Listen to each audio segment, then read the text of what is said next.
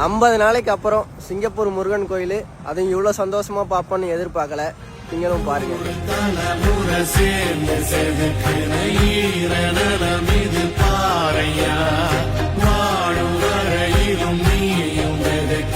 கடமை இருக்கு கேளையா, கோடி விளக்காயே நீ கிடந்த வீடு இருண்டது ஏனையா, மாட விளக்காரியும் வரத்தா வீடு ஏங்கி இருக்குதையா.